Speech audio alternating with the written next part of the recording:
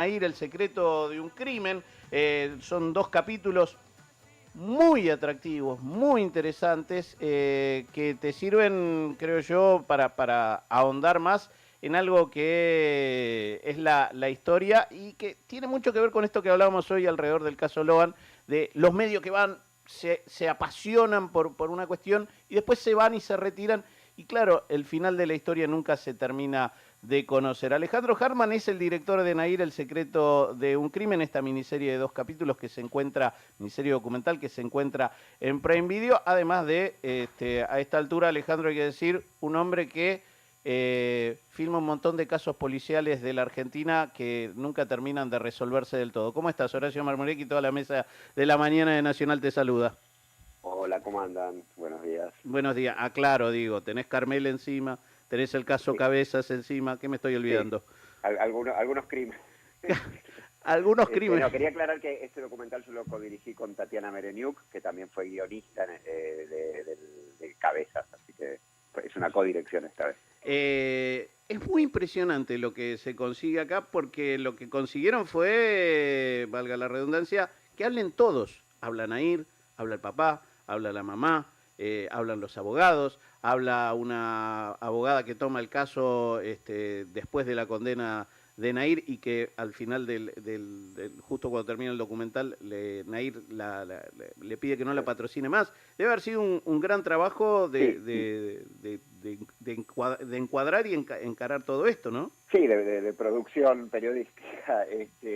Sí, y principalmente habla la mamá de Fernando, Silvia Mantegazza, que nunca había hablado y que para nosotros es un testimonio muy, muy importante porque también parte, digo, más. Hola, me parece que lo perdimos, Alejandro. Lo que decía él eran los testimonios importantes en los cuales va pasando esto. A ver, el primer capítulo es el caso, como lo conocemos, con el Sí, juicio, etcétera, etcétera. El segundo capítulo es Nair y todo lo que ella empieza a contar después de su condena, donde Nair dice que se siente libre en la cárcel. Y sí. entonces, ¿qué es lo que aparece ahí? Y es investigar un poco más el entorno familiar, la circunstancia por la cual al papá, que es policía, no se lo investiga mucho. Ujú. Retomamos la comunicación con Alejandro, que decía Perdón. justo que se te cortó, que No, habían que con ese caso. acá la tenemos a Silvia, que la tenemos a Silvia Mantegaza, la mamá de Fernando, que para nosotros, además de todo lo que genera Nair, nos pareció muy importante saber quién fue la víctima, quién fue Fernando, y Silvia nunca había hablado hasta ahora.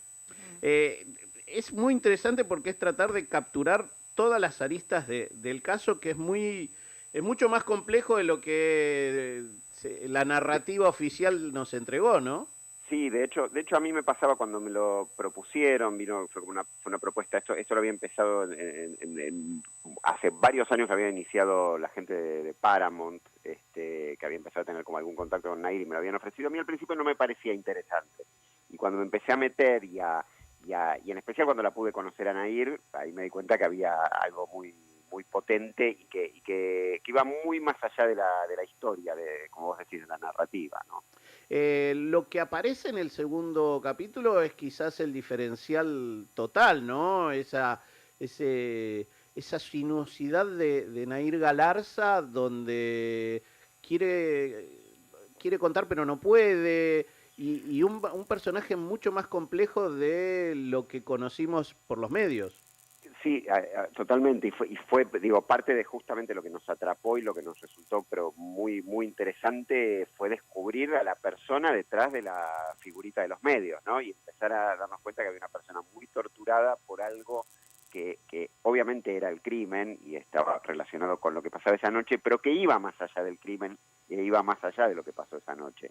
Entonces este pedido, digamos, Nair, apenas cuando nos empezamos a hablar con ella todo el tiempo nos expresaba la idea de que ella quería contar todo, que quería hablar, que quería decir más cosas. Y después la imposibilidad que tiene ante la cámara de hablar y algo que obviamente está y no está en la serie, que es un poco esta idea entre lo que hay en el off y lo que hay delante de la cámara, pero creo que esa tensión se siente, que es esta sensación de que Nair fuera de cámara dice más cosas que las que se anima a decir delante de cámara. Y entonces surge la pregunta de, bueno, ¿por qué no puede decir esas cosas delante de cámara. Bueno, todo eso nos pareció fascinante y nos pareció que ahí había, además de la historia, además del crimen de Fernando, había algo en relación a la personalidad, ¿no? A tratar de entender los vericuetos de la mente humana, ¿no? De qué es lo que le pasa a esta chica. Nair, el secreto de un crimen, estos dos capítulos, yo decía, el primero es el caso como lo conocimos, con algunos agregados muy atractivos, pero claro, la segunda instancia, que es una vez que Nair Galarza está condenada, aparece todo esto donde ella inclusive dice que es el padre quien mató a Fernando. Y ustedes se lo preguntan. O sea, Nosotros, esa pero no pregunta... lo dice, pero no lo dice, porque de alguna manera digamos, esta idea de que fue el padre es algo que ella denunció en su momento junto a Raquel Hermida, y fue una denuncia judicial, pero después cuando nosotros vamos a decirle, bueno, decínoslo, No, no lo dice claramente. pero ustedes se lo preguntan al padre. Ah, sí, no, obviamente, claro. Y el padre les contesta. Y el padre nos contesta, por supuesto. Y sí, bueno, es parte del trabajo de uno.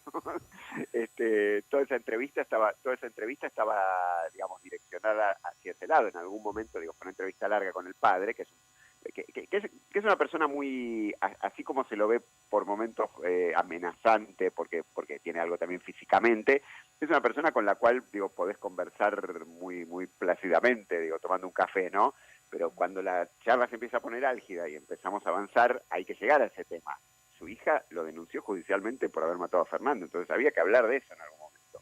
El padre creo que responde tajantemente. Sí, es muy interesante. Digo, Alejandro, ahí aparece algo que también es encontrar, vos has trabajado con los grandes casos de, si se quiere, la Argentina moderna. Algunos de ellos, sí.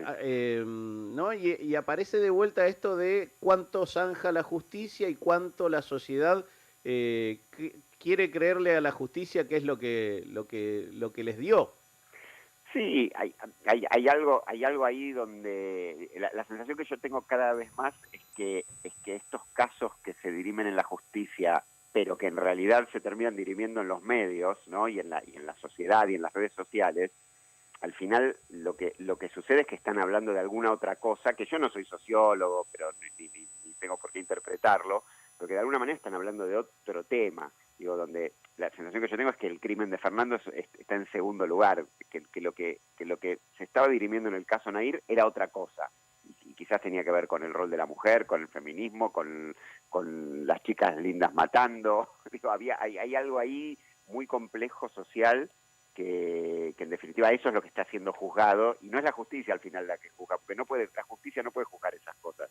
La justicia con suerte puede resolver un crimen y muchas veces no lo hace.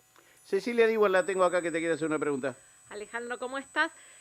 Me llama la atención que justamente este documental fue precedido por también una serie de ficción sobre este caso. Sí, una película en este caso. Una película. Sí. Y también con el caso Belsunce te pasó más o menos lo mismo. Primero que le pasa a un director cuando venís trabajando hace mucho tiempo y te enterás que va a salir algo parecido de ficción, y después cómo resulta cuando se estrenan las dos cosas y conviven.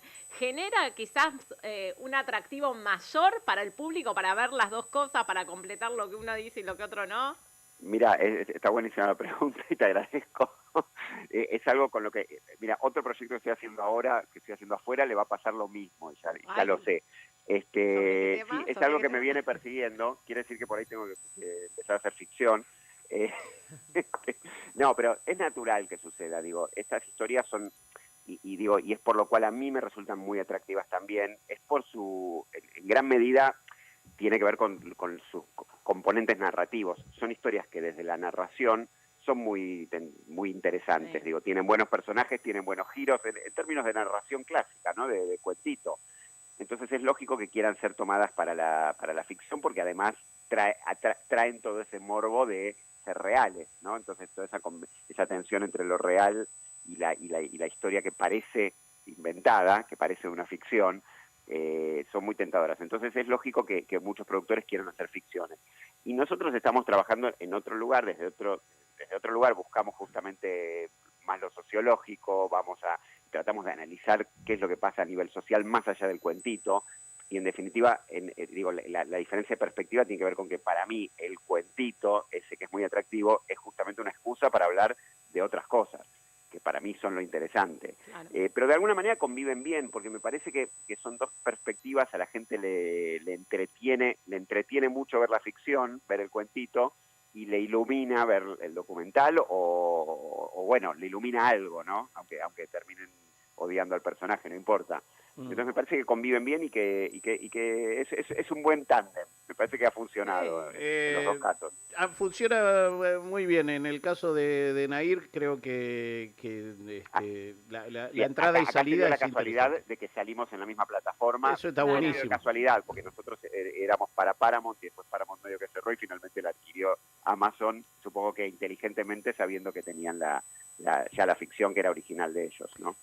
Funciona muy bien como complemento la una de la otra. Lo que pasa es que vuelvo sobre algo que lo vengo diciendo. El segundo capítulo es mucho más revelador alrededor de lo que tiene para aportar, Claro. ¿no? Bueno, porque había que contar el cuentito, porque digamos, uno parte de la idea de que lo va a ver, puede verlo un espectador que no sabe nada, entonces le tenés que contar la historia, llamémosla, al derecho.